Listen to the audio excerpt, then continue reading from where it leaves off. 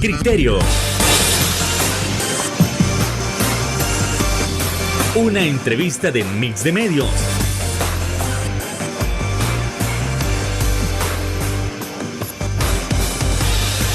Que aborda frontalmente los problemas de El Salvador con los verdaderos protagonistas y plantea soluciones.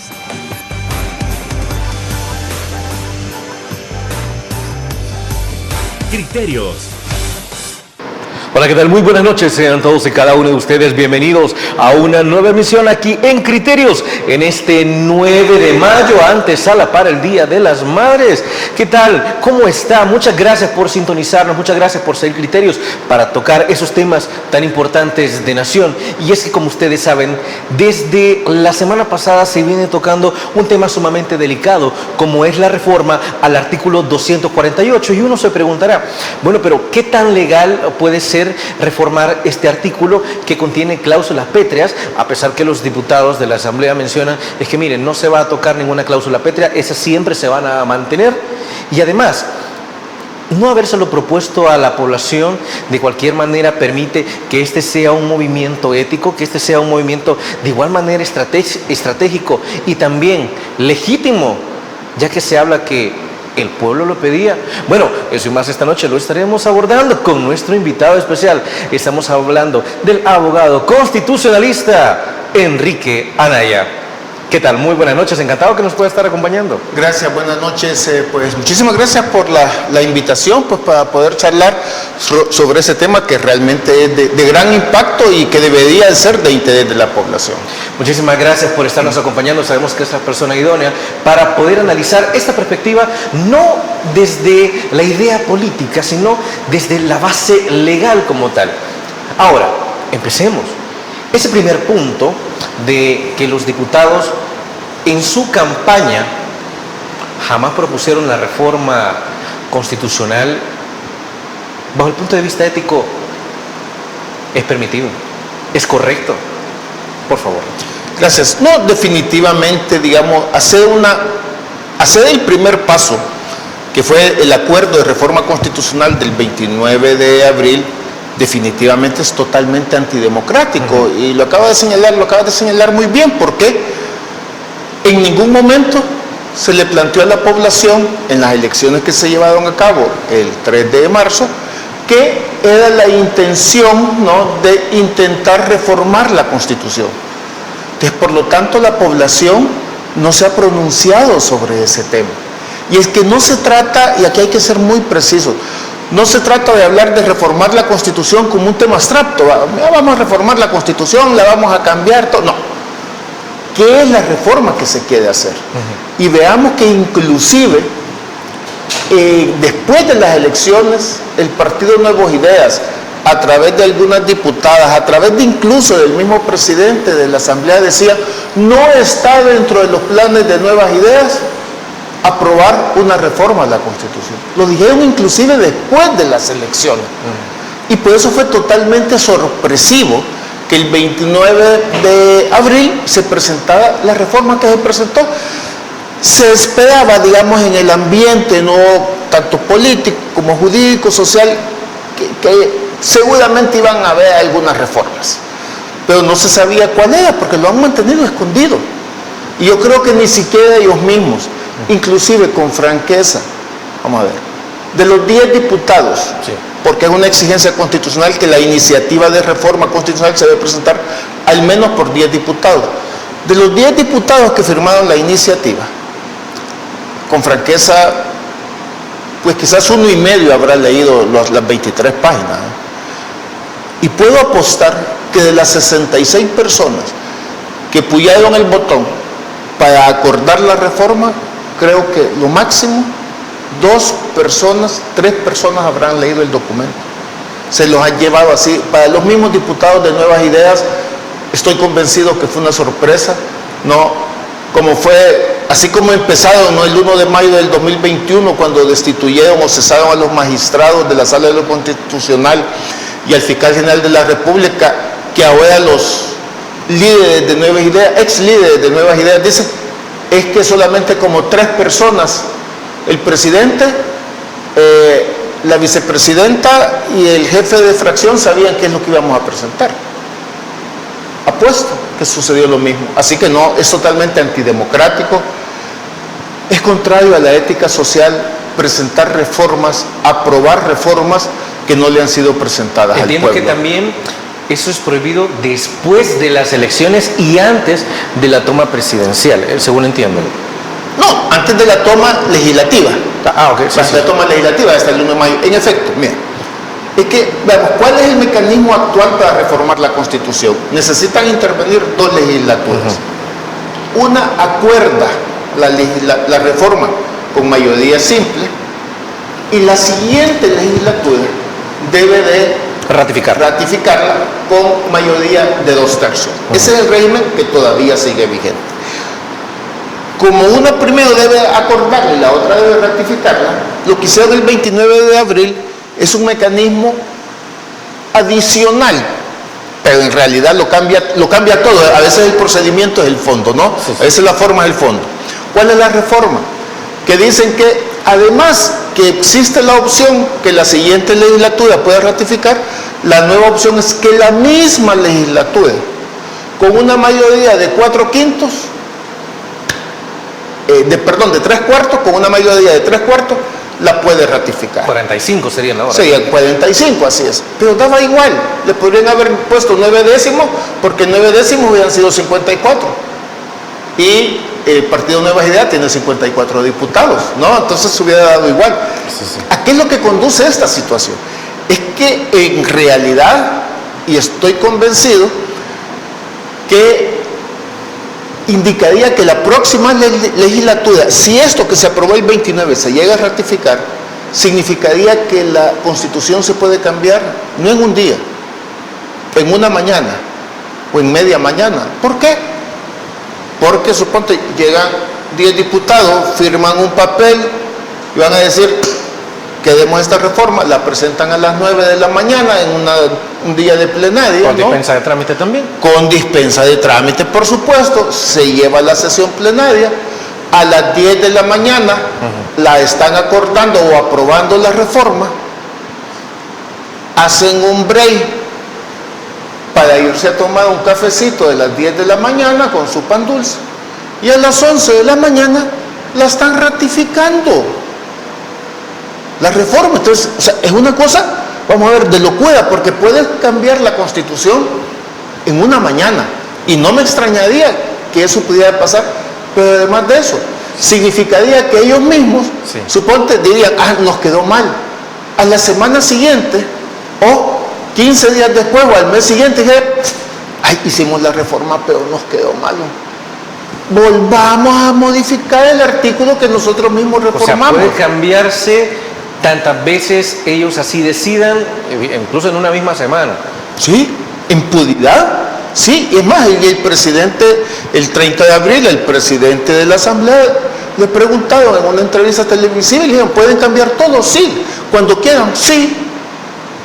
O sea, a ese nivel de absurdo estamos llegando, a ese nivel de absurdo es, y todos sabemos que las reformas no van a ser de una iniciativa de los diputados las tienen que firmar, pero las reformas se las van a mandar de casa presidencial, eso estoy convencido.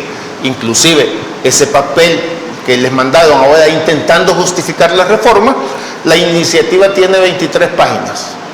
De esas 23 páginas, 22 páginas, como diríamos algunos en broma y en serio, sí, sí, es ripio. Es copiar pedazos de libros que no tienen nada que ver, hablar de la jurisdicción y del caso Marbury versus Madison en Estados Unidos de 1803. O sea, te pones a copiar, digamos, como un estudiante adolescente, ¿no? Que, digamos, le dicen, mira, tiene que hacer un trabajo de 5 páginas. Y entonces lo que hace, baja, hoy sobre todo, pues, con inteligencia artificial, baja de un chat y copia todo. O sea, así está hecho ese documento. Sí. Así que, no, es el efecto, la forma es antidemocrática, es ilegal, es inconstitucional la forma en la que se hizo, pero también las consecuencias pueden ser tremendas, porque pueden cambiar todo. Claro, lo podemos llevar hasta el extremo, pero pudiera suceder, por ejemplo, En El Salvador está prohibida la pena de muerte, salvo en casos de guerra. Sí. Y solo para militares. Podrían ponerla. Volver a establecer la pena de muerte. Actualmente, bueno, entre comillas, formalmente, la detención administrativa, que cuando te detiene un policía, no debe de superar el máximo de 72 horas, es decir, 3 días, ¿no? Pero tenemos 2 años, más de 2 años ya en régimen de suspensión de garantías, mal llamado régimen de excepción, porque si ya tenemos más de 2 años, pues de excepción no tiene nada, ¿no? Ya es lo normal. Entonces, digamos, pero y es de 15 días, ¿no? Y todos los meses, pues, tienen que estar apretando el botón para decir que se prorroga, que son 15 días. Pues puede decir que, mira, ¿para qué nos estamos engañando? Mejor cambiemos de un solo la Constitución y en lugar que sean 3 días, le ponemos ya no solamente 15 días. O mejor, para darle a la policía y a la fiscalía más poder, pongámosle 30 días. Pueden cambiar lo que quieran. Por supuesto, eso va a suponer una violación a los derechos humanos, ¿no? Sí. Pero ese es el gran riesgo que puede representar retrocesos muy importantes con relación a los derechos de los ciudadanos. Bueno, y precisamente sobre ello nosotros vamos a ampliar, pero no sin antes irnos a nuestra primera pausa comercial. Regresamos.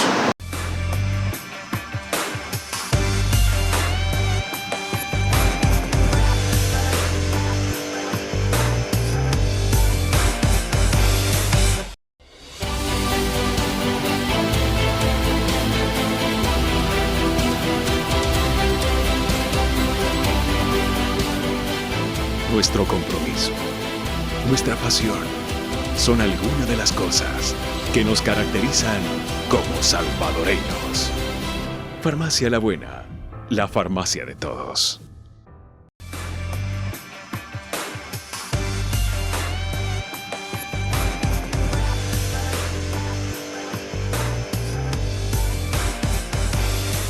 Muchas gracias por continuar con nosotros aquí en Criterios. Y otra de las cosas que se menciona es que, mire, dice desde el oficialismo, esto es totalmente legal y es totalmente legítimo. ¿Por qué es legítimo? Porque en principio, bueno, primero la gente votó por nosotros.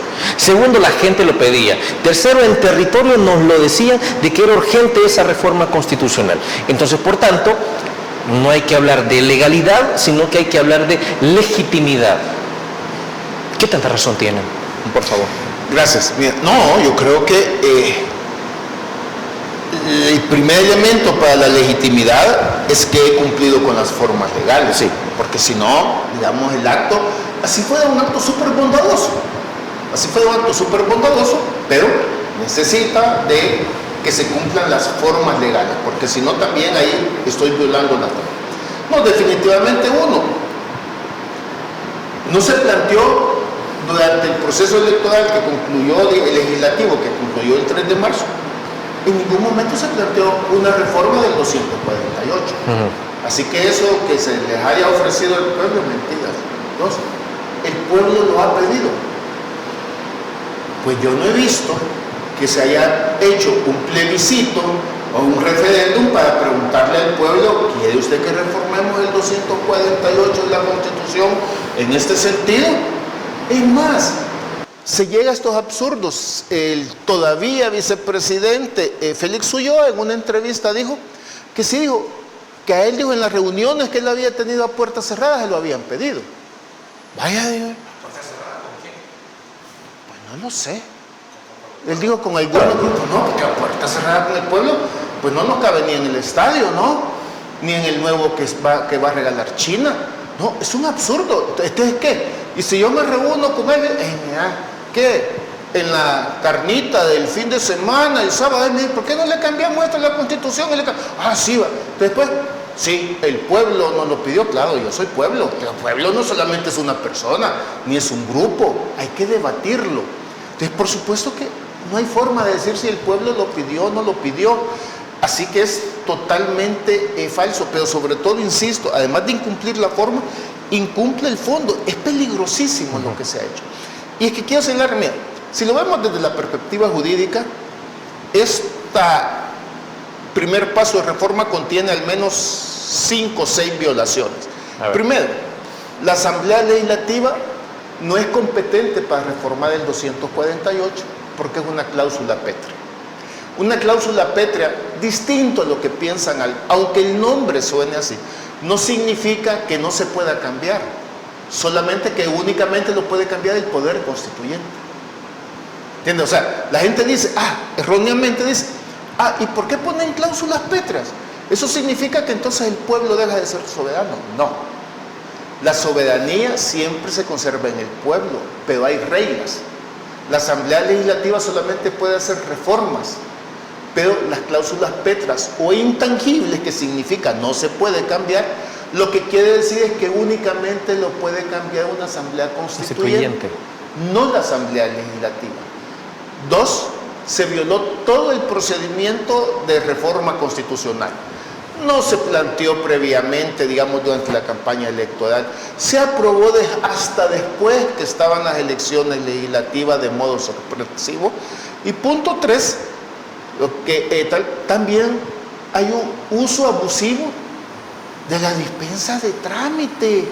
La dispensa de trámite es algo que se debe de utilizar de forma excepcional cuando las urgencias objetivas del país nos imponen que tenemos que hacer algo rápido, pero que sean no las necesidades del gobierno o del político de turno, las necesidades de la población, de la gente. Hay una, digamos, tristemente, digamos, ojalá que no, por supuesto, una inundación, un terremoto y necesitamos agilizar algunas cuestiones. Tenemos una pandemia, o sea, para eso debe de utilizarse. No como esta legislatura, que pues esta semana leíamos, de acuerdo a reportes periodísticos, que del 2021 al 2024 aprobaron más de 400 dispensas de trámite. 400, más de 400. Es decir, ahí significa que no hay debate. Sencillamente, aunque a ellos les duela, llegan a apoyar el botón. Aprobar una reforma constitucional con una dispensa de trámites en un par de horas, vamos. No es la primera vez que se hace en el mundo, pero vamos, solamente para ponerle algunos ejemplos. Portugal, la Constitución es de 1976. Han hecho 7 reformas desde 1976. Tienen 2 años de estar discutiendo si van a hacer una 8ª reforma. 2 años. O sea, no, imagínate. La última reforma que se hizo en la Constitución suiza se hizo hace como unos 12 años. 5 años de discusión. 5 años de discusión. O sea, veamos cómo implica, digamos, el debate democrático si quiero cambiar algo o no. ¿Por qué? Porque la Constitución, no pensemos que es el papel solamente, o sea, no es el papel, como este vaso. Lo que nos quita la sed no es el vaso, no es el cristal, es el agua. Entonces, lo importante en una Constitución no es el papel, son las normas que podemos sacar de ahí. Y lo importante en una Constitución es que contiene nuestros derechos como personas, como ciudadanos. Vaya, por ejemplo, yo sé que no lo van a hacer porque es un gobierno conservador. Pero ¿qué? Y si de repente se le ocurrieran y dijeran, como lo acaba de hacer Francia, después de un muy largo debate, vamos a establecer, ocupando el eufemismo, la interrupción voluntaria del embarazo o aborto. ¿Lo van a poder hacer? Si lo han preguntado a la población, y la población va a estar de acuerdo con eso. O sea, digo, podemos llegar, pueden aprobar lo que quieran.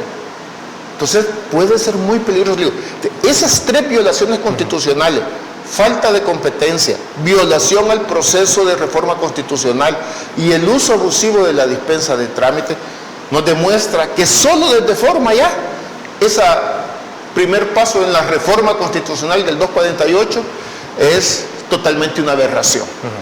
Ahora bien, ellos han establecido que bajo ninguna circunstancia la modificación del 248 implica que en algún momento, dicen que no, jamás, nunca, van a tocar esas cláusulas pétreas respecto a la forma de gobierno, territorio, respecto a nuestra democracia como tal, que va a seguir siendo una democracia representativa, no participativa, que la forma de gobierno pues va a seguir durando como república va a seguir siendo república y durando el mandato 5 años, y que la población tiene que estar tranquila.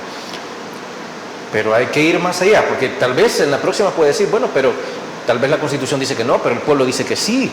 Entonces, ¿qué tanto esto puede garantizar que las cláusulas pétreas en efecto no se van a tocar? Absolutamente para nada. Vamos a ver. Es que como dice el refrán o la Biblia, ¿verdad? Por los frutos lo debes de conocer. Fijémonos en los políticos, no en lo que me dice, en lo que hace. Si en marzo decían que no estaba en sus planes hacer reformas constitucionales y en abril me las hace, ¿por qué le voy a creer? O sea, no tengo ninguna forma de creerle. No, los diputados oficialistas dicen que esta ha sido la asamblea más transparente en la historia de El Salvador. Y lo dicen sin sonrojarse, pero tienen declarado bajo reserva los contratos de los asesores, los contratos de los empleados, los contratos de bienes y servicios. O sea, no, vamos a ver qué es lo que hace. Yo no le puedo creer a un político que me diga, no, tú créeme, ¿verdad? Que yo esas cláusulas no las voy a cambiar. Es que eso sería como el chiste o algo, pues, ¿no? Que el lobo le promete a la oveja convertirse en vegetariano. No, o sea, no lo va a hacer, ¿no? Y es más, es que las cláusulas pétreas, en primer lugar, el 248, todo. No solamente las cláusulas referidas a sistema y forma de gobierno, a territorio nacional y alternabilidad en la presidencia de la República, esas son cláusulas pétreas explícitas o expresas. Pero también hay cláusulas pétreas implícitas. El procedimiento de reforma es una cláusula pétrea implícita. Sí mismo. Porque tú no puedes modificar las reglas por las cuales te dicen que te vas a modificar. Te voy a poner un ejemplo muy sencillo, ¿no? Ya que hemos estado en periodo de fútbol, ¿no? No soy futbolero, pero si alguien va a jugar fútbol federado, bajo las reglas de FIFA y todo, no puede cambiar las reglas del fútbol. Se va a tener que sujetar. Claro, durante el partido, ya será, digamos, de acuerdo con la estrategia que haya diseñado el head coach o el entrenador, de decir, vamos a defender con 4, vamos a defender con 5, y después aquel que es bien rápido le vamos a tirar a contragolpe, ¿no? Eso es totalmente legítimo, pero lo que no puede hacer es cambiar la regla. No puede decir, no, mira, fíjate que es que el otro equipo es muy bueno, entonces mejor nosotros sí vamos a tener 11, pero el otro 8. No puede, son 11 contra 11. ¿No? Tampoco puede decir, no, mira, es que aquellos son bien grandes, entonces mejor le vamos a pegar patadas, ¿verdad? No puede. Tampoco pueden decir, digamos, pasarse de la amistad y decir, le voy a dar un gran beso en medio del partido. No se puede. No se puede. Entonces, igual, la Asamblea Legislativa, para reformar la Constitución, no puede cambiar las reglas para reformar la Constitución. Insisto, eso solo lo puede hacer el constituyente, no la Asamblea Legislativa. Así que, no, yo no les creo. Es más, y no violaron ya la cláusula de intangibilidad que tiene que ver con la alternabilidad en la presidencia de la República. Ya la violaron. Y podrían cambiar cualquier cosa, Bueno, es así como nos vamos a trasladar a la siguiente pausa comercial. Por favor, no nos cambie, que regresamos aquí en Criterios.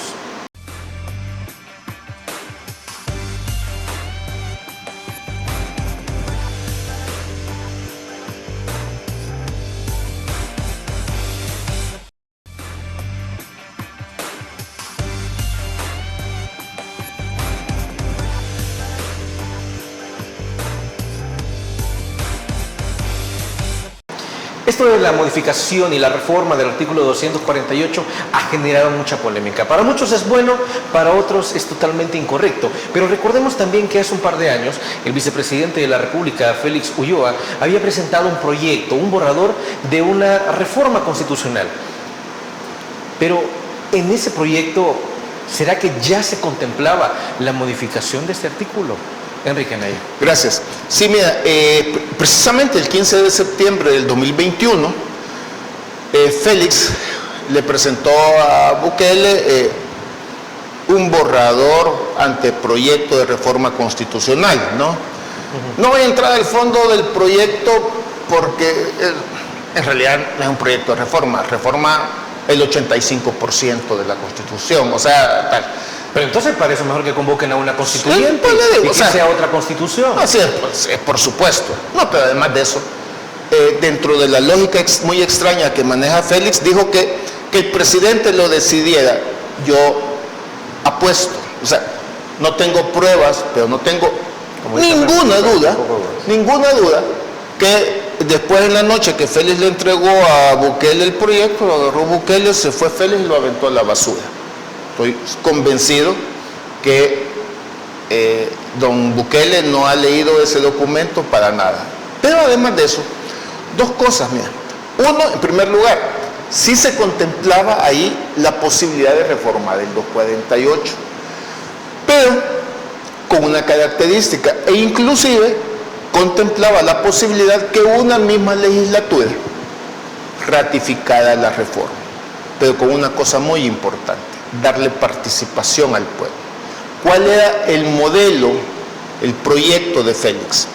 Que una asamblea legislativa acordara o aprobara la reforma, que existiera un referéndum para la población preguntándole si aprobaba o no esa reforma, y si la aprobaba el pueblo, no estaba regulado qué mayoría o qué mínimo de participación. Si la aprobaba el pueblo, entonces la Asamblea Legislativa tenía que ratificarla.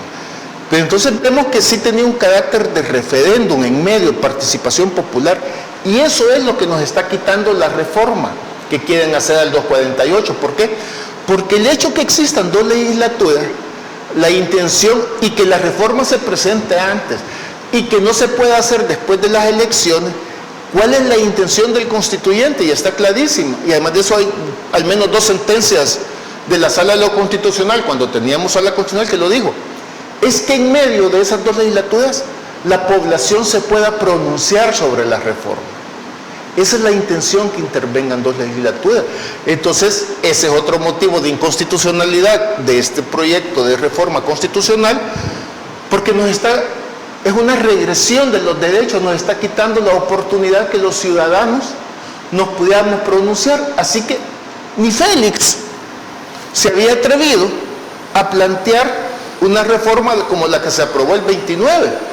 Por supuesto, ni modo, pues va, pues como hay que hacerle caso al jefe, entonces ahora Félix dice que, que lo que se aprobó es incluso mejor, dice, que es lo que él había propuesto, pero ya había el aviso de que se quería reformar el 248. Hay otro argumento en el que se especifica la razón de la transformación de la reforma constitucional. Y dice, mire, pero es que la Constitución del 83 lo que hace es que primero fue constituida por ricos, constituida por la oligarquía. Y muchos le dicen, esa es la Constitución de Dawson y por eso debe desaparecer o debe reformarse. Y se ocupa como argumento y dice, ahora hay que hacer una Constitución que le dé derechos al pueblo. Pero la del 83 no ya le daba esos derechos, por favor. Sí, no, definitivamente, mire, la Constitución de 1983 es una Constitución muy humanista. Desde el artículo 1 señala que la base y el fin del Estado debe ser la persona humana. Vea que uno que ya tiene mucho de bregada en este mundo constitucionalistas, vea cómo hay muchísimos que siempre dicen, wow, en América, en Europa, dicen, ya quisiéramos tener un artículo como el artículo 1 de la Constitución salvadoreña, porque allá han sido los tribunales los que han tenido que ir construyendo de decir, miren, el Estado está para la persona, ¿no? Es más, el proyecto de Félix destruía eso y pone primero al Estado en lugar de la persona humana, ¿no? Entonces, vamos a ver,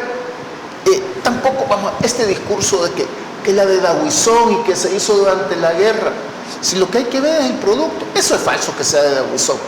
Una asamblea constituyente de 60 diputados, donde ningún partido tenía una mayoría calificada. Arena creo que tenía, si la memoria no me falla, 20 diputados, el PDC, recuerdo cómo se llamaba, el partido donde estaba el doctor Segovia y el doctor González Camacho, que tenían 2 diputados. El PCN también tenía diputados. O sea, había una serie de Partido Popular, había una serie de partidos que tuvieron diputados, y fueron discusiones de más de un año. Y si dudan de ello, pues ahí están, y hoy están subidas a internet, los 7 tomos de las versiones mecanográficas de la Constituyente. No es algo que haya hecho, digamos, Daguizón, ¿no? Pero de todos modos, puede quitar minuto y medio para ver ese tipo de lenguaje que resulta en absurdo. Chile hace 5 años, que hubieron las protestas, digamos, sí, y todo tal. Que decía, la Constitución de Pinochet, tenemos que cambiarla, todo.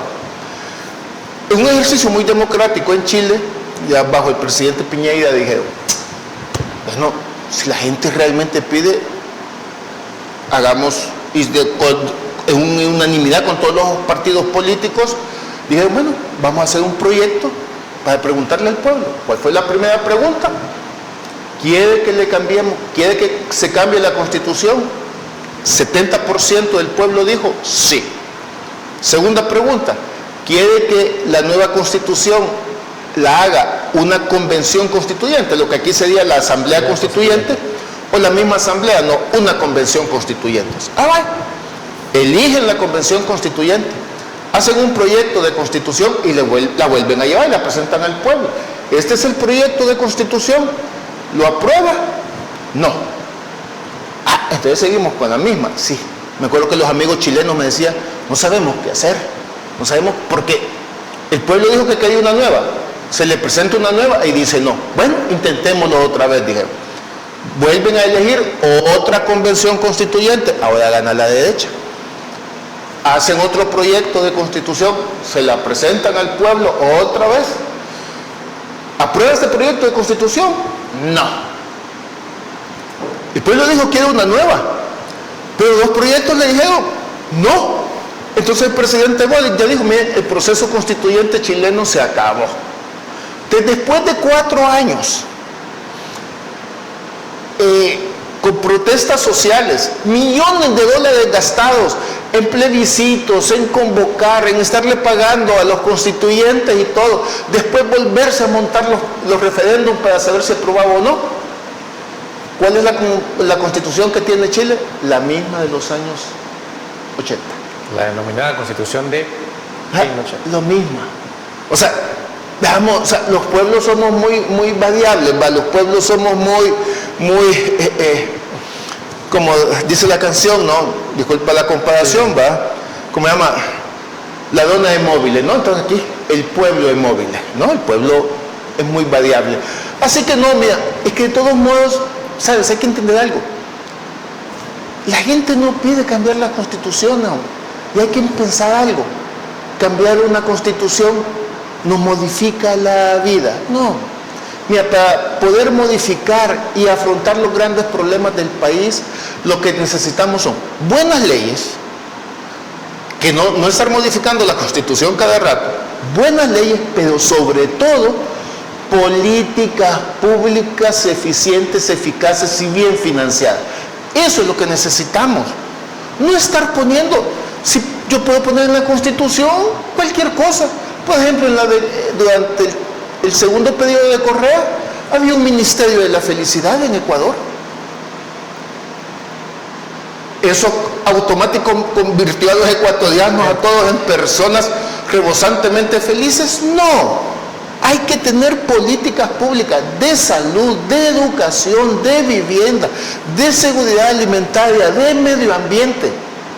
Podemos poner en la Constitución, ¡wow!, bellezas. Ahora bien, se ha mencionado, ya que estamos ya sobre el final de este quinquenio, que los últimos 5 años, y específicamente los últimos 3 años, desde que llega la Asamblea Legislativa de Nuevas Ideas, se dice, mire, pero este es el mejor gobierno de la historia.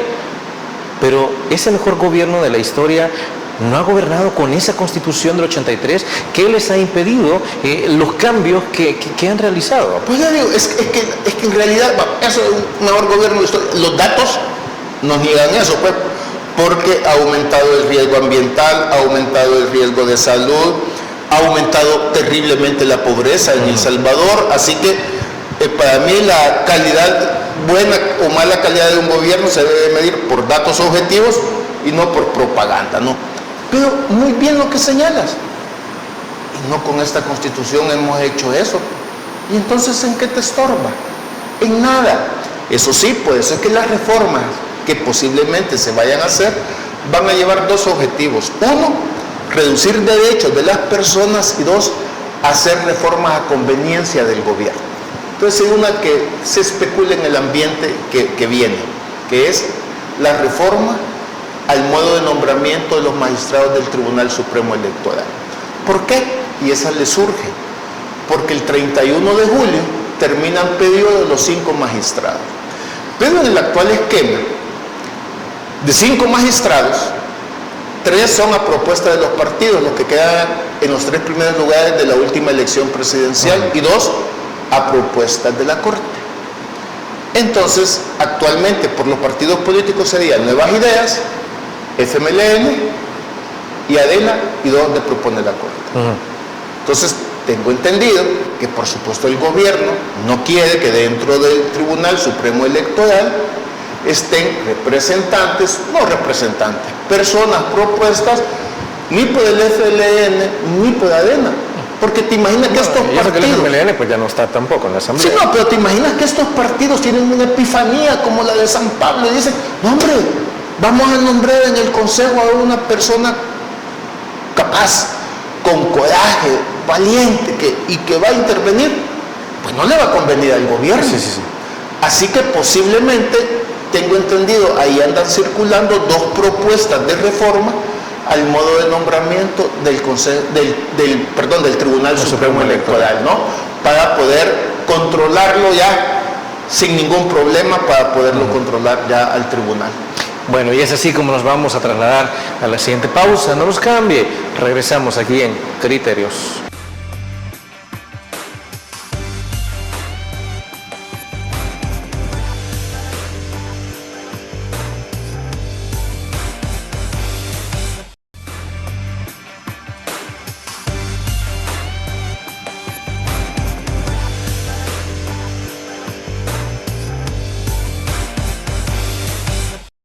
En torno a la modificación del artículo 248, se ponen diferentes puntos de vista. Uno de ellos es que se dice, mire, si otros estados lo han hecho, ¿cuál es el delito en que nosotros lo hagamos también? ¿Acaso nosotros no somos una nación soberana? ¿Acaso nosotros no somos un estado con derecho de autodeterminación para saber cuál es el mejor rumbo que podemos tomar para mejorar nuestras vidas? Eso es el primer punto. Y el otro punto se basa en algunas de las palabras que había mencionado en su momento el presidente electo Nayib Bukele, en cuanto a mencionar, mire, hay que hacer lo que los demás hacen, lo que los grandes hacen, no lo que ellos nos dicen que hagamos. Pero ¿de qué manera también se comportan, constitucionalmente hablando, los países desarrollados en comparativa con lo que se está comenzando a hacer acá? Enrique Anaya. Gracias. Mire, es muy peculiar, digamos, este es el discurso de que hay que ajustarnos al mundo. Pues entonces lo que hay que hacer es no cambiar a lo loco las constituciones. 2 puntos ahí, mire. Las constituciones más antiguas del mundo, ya sean constituciones escritas, que la escrita, digamos, como documento y todo, la más antigua es la de los Estados Unidos, tiene más de 200 años, sí, y solamente le han hecho 23 enmiendas, ni siquiera le llaman reformas, le llaman enmiendas, y son muy específicas. Y de esas 23, las primeras 10 se hicieron en los primeros 20 años, porque cuando se emitió la Constitución estadounidense no había Carta de Derechos, no estaban contemplados los derechos, entonces la primera reforma fue establecer la Carta de Derechos. ¿Va? Y de ahí pues han sido reformas muy específicas, ¿no? 23. Entonces es muy peculiar. ¿Cuáles son las constituciones más antiguas del mundo? Estados Unidos. Francia. Noruega. Nueva Zelanda. Islandia. O sea, Suecia. O sea, el ejemplo de país desarrollado te implica desarrollo, democracia y estabilidad en la Constitución. Si nos queremos ir al caso más grosero es Inglaterra. Inglaterra no tiene una constitución escrita, no tiene un documento que se llame constitución, sino que son un conjunto de leyes, ¿no?, que se estiman como leyes fundamentales, ¿no?, y en la conciencia de los británicos se reconoce eso como la constitución. Básicamente la constitución está en cada una de las leyes, está regada, ¿no? Está no regada. un documento específico. No un documento también. Algunas de esas leyes tienen 800 años. Y no se han cambiado. Es más, la última reforma, entre comillas, la constitución, entre comillas, británica, se hizo hace 15 años, se estableció, yo sé que suena raro, se creó la Corte Suprema de Justicia de Inglaterra, no había. Pueden modificar una ley de más de 300 años. O sea, para que veamos. No, mira, si decir hay que hacer, efectivamente, yo estoy de acuerdo. Como dicen, veamos las mejores prácticas en el mundo. ¿Y cuáles son las mejores prácticas en el mundo sobre constitución? Tener constituciones estables y solamente reformarlas cuando se advierte que hay necesidad de un cambio que nos haga indispensable. Puede hacer que necesitamos eso. Voy a poner un ejemplo también famoso de los Estados Unidos. Disculpa que cite Estados Unidos, adelante. Constitucionalmente, digamos, siempre ha sido un referente. Resultó que en los Estados Unidos, no, pues, cuando estaban los movimientos abolicionistas de la esclavitud, un caso llega a la Suprema Corte de los Estados Unidos. Y quizás en una de las sentencias más oprobiosas que dictó la Suprema Corte de los Estados Unidos, dice que es legítima la esclavitud porque las personas de color son inferiores a los blancos. Eso lo dijeron en 1800 y pico, un caso oprobioso. Pues entonces, para poder superar esa sentencia, se hace la reforma en la época de Lincoln, de Abraham Lincoln, para poder poner en la Constitución que todos los hombres, independientemente de su raza, y todos son iguales y tienen los mismos derechos. Tuviste que cambiar para poder superar eso. Ahí sí se hizo indispensable, porque había una sentencia ya que decía lo contrario. Tenemos que superar la sentencia. No hay necesidad de llegar a ese extremo, pero me refiero, tienen que ser cosas indispensables. Lamentablemente, no voy a ocupar una expresión peyorativa, pero voy a decir, los países con menor desarrollo democrático son los que constantemente pasamos cambiando la Constitución. Como les digo, constituciones de hace más de 100 años, de la francesa, por ejemplo, es de 1950 y pico, ya la Quinta República Francesa es de 1900, la española es de 1978, la portuguesa de 1976, o sea, los países de menos desarrollo político y constitucional somos la cambiada. ¿Sabe cuántas constituciones hemos tenido en El Salvador desde 1821? 16. 11 constituciones nacionales. Las federales, ¿no? No, tenemos 3 federales y 11 nacionales. Ah, ok, sería 14. Ajá, así que 14. Tengo 14. 11. Bolivia creo que va por la 19. Y las que faltan. Y las que faltan. Entonces, no. El ejemplo en el mundo es buenas prácticas. También no están. Y sabes, también hay un pecado de abogados, a veces digamos de abogado cuadrado. Cuéntenos. De querer poner en la Constitución las cosas que están de moda. ¿No? Sí, por ejemplo, dicen, cuando se hizo la Constitución no había internet, entonces hay que cambiar la Constitución para eso. No, hombre. Invéntate haz una buena ley de acceso a las tecnologías de información y el conocimiento. No hay que cambiar la Constitución para eso. O también dice, mira, la Constitución no tiene mecanismos de participación ciudadana. Entonces hay que cambiar la Constitución para establecer referéndum, plebiscito, mandato revocatorio, que no me gusta, pero en fin, necesitamos cambiar la Constitución para eso. No, hagamos una ley de participación ciudadana. Por ejemplo, y no hay consulta ciudadana, que no le hacen caso de todos modos, pero no hay consulta ciudadana supuestamente para dar los permisos ambientales. Hay consultas ciudadanas. ¿Y se ha tenido que cambiar la Constitución para eso? No. Entonces, insisto, querer cambiar la Constitución es como que cada vez, disculpen, voy a poner un ejemplo muy burdo, es que en un matrimonio, cada vez que te vas a tener que poner de acuerdo con tu pareja para saber a qué lugar van a ir a cenar o ir a ver la película, pues van a hacer una reflexión sobre los votos matrimoniales. No, hiciste los votos matrimoniales y se entiende que es una cosa muy genérica, muy amplia, ¿no? Pero en el día a día no vas a estar sacando o queriendo modificar los votos matrimoniales. Lo mismo con la Constitución.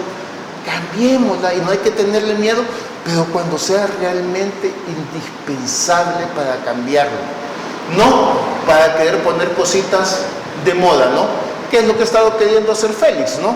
Vemos que Félix, de forma escondida, metió ahí pues lo de interrupción voluntaria del embarazo, matrimonio igualitario, muerte digna o eutanasia. Fue metiendo unas cositas que, por supuesto, como los sectores conservadores pegaron el grito en el cielo, pues entonces ya dijo Bukele, no, eso no se toca. Obligaron al presidente a decir de que mientras él estuviera, jamás iba a hacer ningún tipo de esa reforma. De esa reforma, ¿no? Pero bueno, pues entonces se quieren poner cosas de moda. De decir, oye, esto está bonito, tal. No, pongamos las cosas que realmente sean indispensables, no lo que sencillamente se le ocurre a un abogado en la parrilla del fin de semana. Por tanto, todo ello es tal cual debatible, como usted dice, y también requiere muchísima reflexión respecto a, bueno, se va a seguir la línea que han hecho los grandes estados desarrollados, se va a seguir la línea de la mayoría de estados latinoamericanos. Usted mismo ha dicho, Bolivia ha cambiado su constitución en 19 ocasiones. Bolivia no es superior a Chile, Bolivia no ha sido superior, digamos, a Panamá o Costa Rica en alguno que otro ámbito por cambiar a cada rato la constitución, ¿no? Bueno, entonces nos vamos a quedar con esa reflexión y ahora nos vamos a trasladar a una nueva pausa comercial. No nos cambien.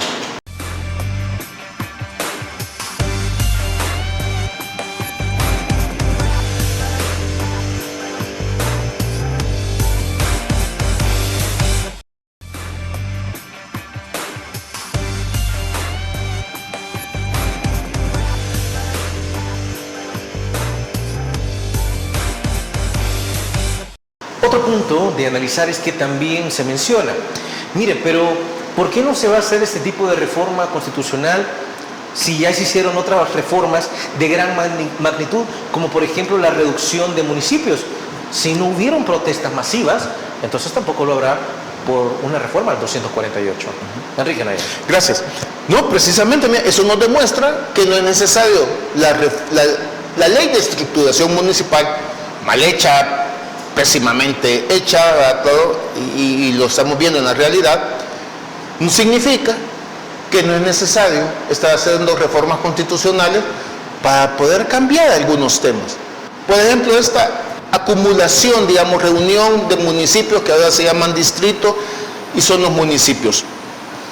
No sabemos cómo va a funcionar, sabemos que fue algo estrictamente electoral, porque vemos que inclusive se ha emitido una ley de darle 2 años de transición para que se puedan adaptar. O sea, es decir, si le han dado 2 años de transición, es que cuando lo hiciste inicialmente no tenías ninguna idea de cómo hacerlo, ¿no? En 2 años de transición para adaptarse se va a terminar el periodo. Sí, no van a hacer nada, solamente va a ser para... ¿Y la excusa va a ser eso? Claro que no he hecho nada todavía porque todavía me estoy adaptando.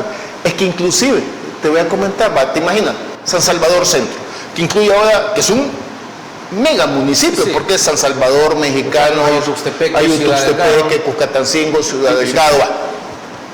Por ejemplo, si es un solo municipio, se supondría que yo en las oficinas de aquí de San Salvador, tendría que poder pedir las partidas de nacimiento, sí, de todos otros, porque es un solo municipio.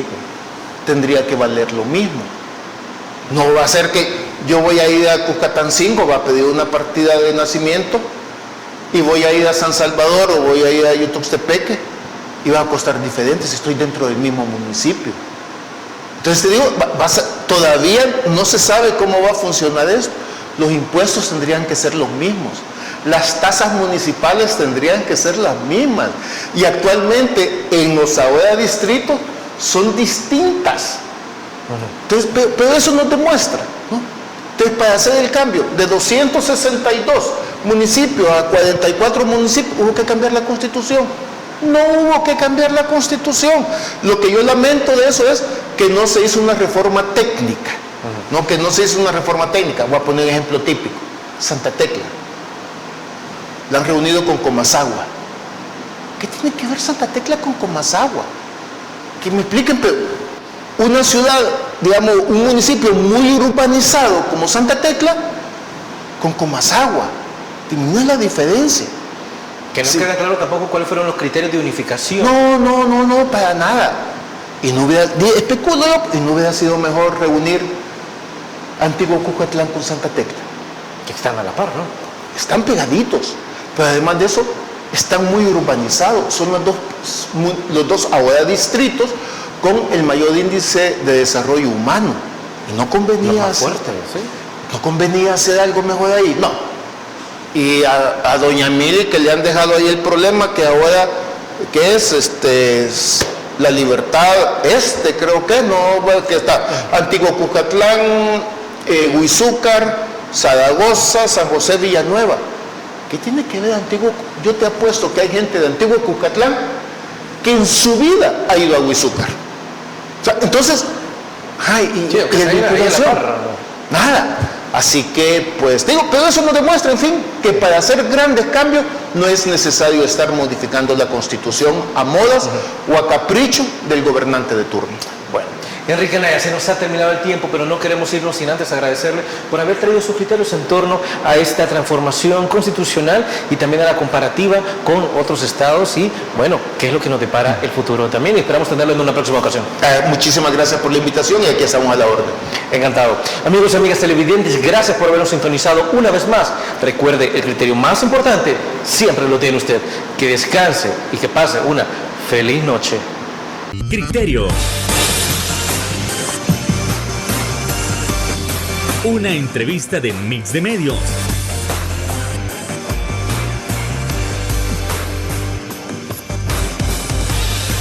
Que aborda frontalmente los problemas de El Salvador con los verdaderos protagonistas y plantea soluciones.